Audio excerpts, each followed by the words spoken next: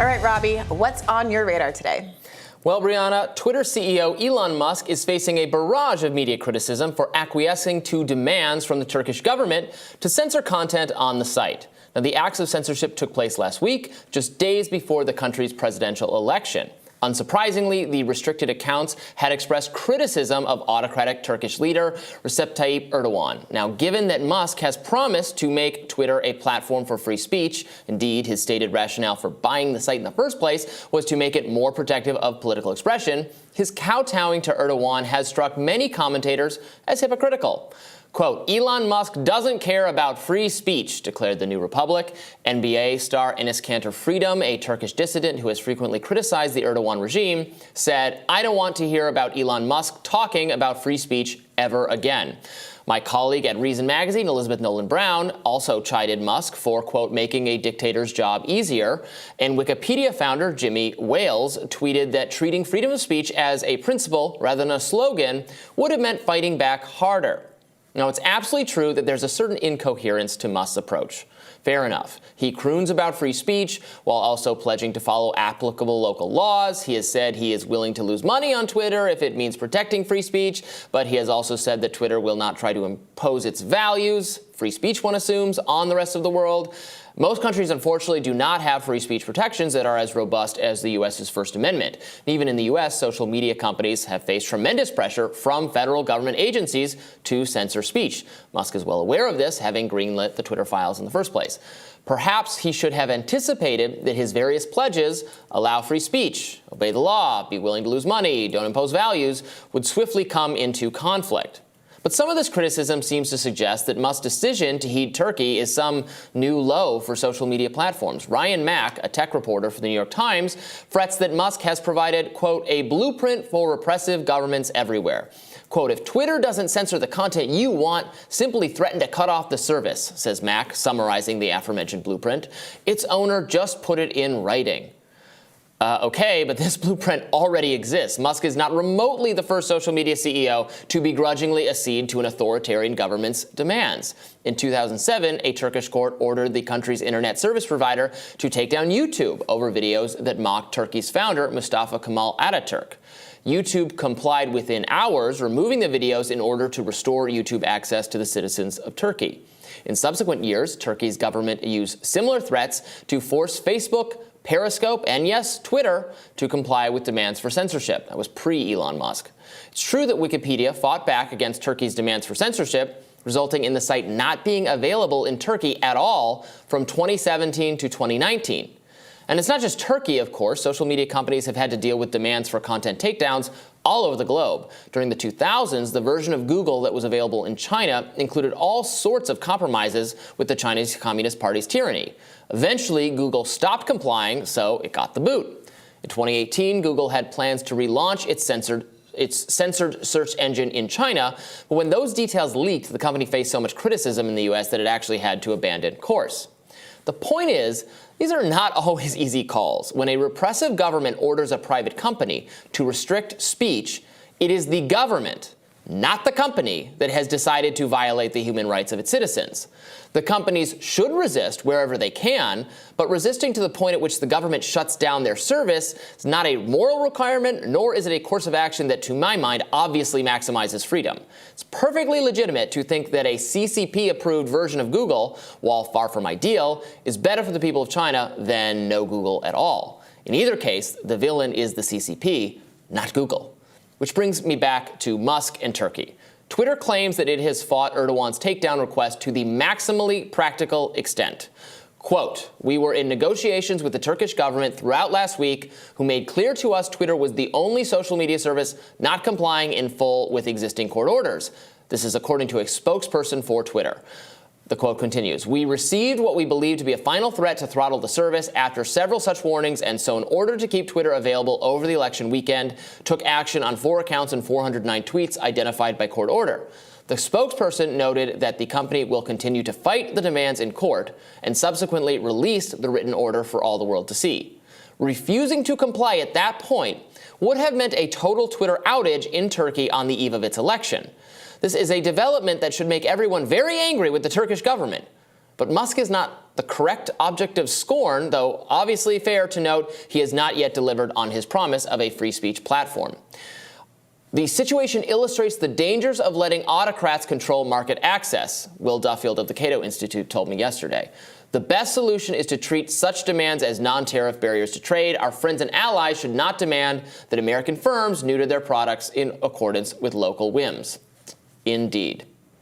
So obviously we talked about this, Brianna, yesterday with Michael Schellenberger, who made a similar point, and I looked into it a little further. And I just wanted to give our audience a look at the volume of takedown requests that not just Elon, not just Twitter face from repressive governments. And I think these requests are bad. They're absolutely authoritarian. They violate your human right to free speech. That's a right that I think all people should have. But it is a right that is only enshrined into law to this degree in the U.S. So when a repressive government tells a company to do that, I think it's great if the company resists as much as it possibly can, but having the service shut off, to me, I don't think they should be morally obligated to do that, and I don't think that necessarily improves the climate for non-authoritarianism in the country. Well, Schellenberger raised that point yesterday, and I told him yesterday that I think that there's an argument for it benefiting the people of Turkey or China or wherever else for social media companies to take the knee and provide some version of the product, even if it's a censored version of the product, rather than no product at all. But what I said to Schellenberger is that there is an argument for that. It's not at all clear to me. There is definitely a case to be made that if social media companies did go black in those countries, it would help to expose the doctrinaire reality of the governments that are in place there, the authoritarian reality of the governments that are in place there, and that countries being able to say we still have Google, we still have Twitter, we still have the social media accounts that most of the rest of the world are using, disguises that in some way. So it's not clear to me. I think there's a good argument on both sides of this. Isn't it a little bit like blocking trade with a country and saying, well, the price of everything's going to go up for them, and they'll realize their country's policies are bad or something, which never seems to work? Well, I think that's very different, because I think that blocking food and basic services from a country that can cause people to starve and die is a much higher ethical bar than not providing Twitter. Something that only, 3% of Americans are even on. Not providing Google? Well, we're talking about Twitter. Okay. So that's one part of it. But the main part of it is that, as I said yesterday, people who are arguing that Elon Musk is operating Twitter at a lower standard than other companies are wrong, flat out. But that's not why he's being accused of hypocrisy. He's being accused of hypocrisy because he has and continues to hold himself out as the owner of a site that is not equal to the other websites, under the same constraints as the other websites, and rising above those constraints, unlike those other websites. He is, in fact, doing the exact same thing as everybody else while holding himself ahead above everybody else.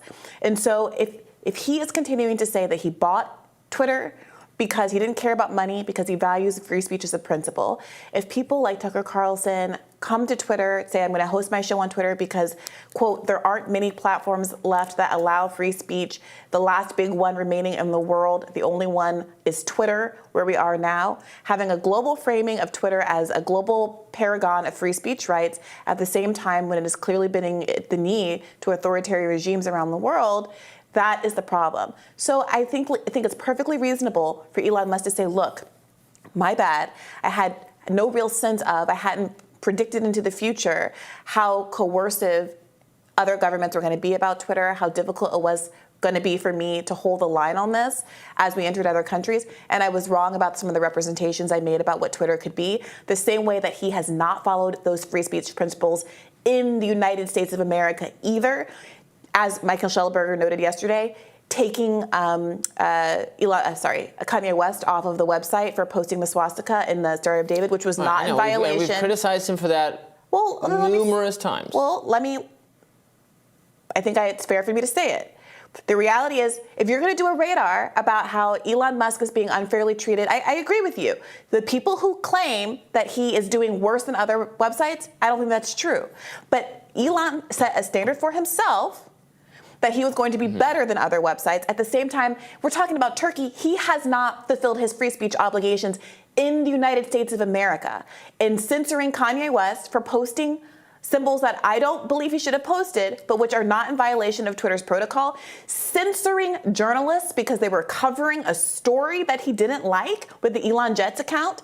Like, we cannot memory hole that stuff. I'm not memory holding it, and I have said that he's falling short. I said it today, and I've said it numerous times that he's falling short of his commitments. And also, as I said in the radar, some of the things he said are contradictory. He said he wants it to be a platform for free speech, but also we're going to follow local laws, and we're not going to try to impose Twitter's values on others. Well, but so I think, how does that all work? So that's I the agree. criticism, and I think that's fair criticism. I think Elon Musk has been hypocritical. I think that people can grow and change and have realizations, and that's fine, and people shouldn't hold them accountable forever for making mistakes. So if Elon Musk wants to say, I oversold, he's blamed people for the behaviors that they've taken with Twitter in the past, when he's now doing the exact same things, and said that they were horrible free speech suppressors and da-da-da. Well, I would be very happy to hear him say, you know what, sometimes these decisions are being made for financial reasons. Sometimes these decisions are being made because we're being strong-armed and we're having to make these ethical decisions about what the best course of action for people in other countries actually is. And I was wrong. Mea culpa. We can all move forward. But what to make of, mainstream New York Times tech reporter so blinded by anti-Musk bias that he doesn't know that the Twitter, pre-Musk, and all these other companies have bowed down in the face of risking, rather than have the service shut down multiple times, acting like this is the first time this has ever happened. Well, like I said, people who are acting like that's the first time that has there were. Happened, I pointed to some of them. Yeah. Correct. Those people are wrong. The people who are saying Elon Musk said he was going to be better than those people, and he in fact is not, those people continue to be right. Yeah, he said contradictory things. So because he said free speech, but we'll also follow, obviously, local laws. And here's the thing about Elon Musk. He's just a guy. Guys can make mistakes, but apparently, when it comes to Elon Musk, there's this real resistance to the idea that, okay, he had a mulligan. Like, he made a mistake. It's not the end of the world. What do you mean? He can still have done. There are people who, any criticism of Elon Musk, if you said you didn't like a shirt he was wearing one day, are framed as haters and people who are against him. Look, there are also a lot of people who are like, oh, I stubbed my toe, Elon Musk strikes again. Yeah, absolutely. And I don't know, I'll say it again. I'll say it three more times. We've said it. The people who did that are wrong. The people who did that are wrong. The people who did that are wrong. But at the end of the day, Elon Musk built his whole personality, the whole rationale that he presented for himself to the world for why he was buying Twitter was this kind of free speech absolutism. I didn't tell him to do that. Nobody forced him to do that. He could have just said, hey, I want to make some policy changes at Twitter. I'm going to buy Twitter. He's a businessman. He had the money. That's his right. And we wouldn't be having a lot of these conversations. And I do think, you're going to have people who are perhaps irrational and a little inflamed about Elon Musk when the man has claimed the mantle of being the champion of free speech in the United States of America, when he literally has never answered to why he censored journalists, not because he was pressured by the FBI, not because anybody made him, not any of that. He personally made the personal decision to censor journalists over the Elon Musk account. He shut down the Twitter files, which I very much agree was a deeply important journalistic enterprise because of a personal spat with Matt Taibbi, and then shut down Matt Taibbi's ability to post links and all these other kinds of things. That's the exact opposite of what he's representing himself to be. And that's why I think so many people are triggered about his hypocrisy, because it's just so acute. All right, another debate on Elon's subject. We'll have more rising right after this.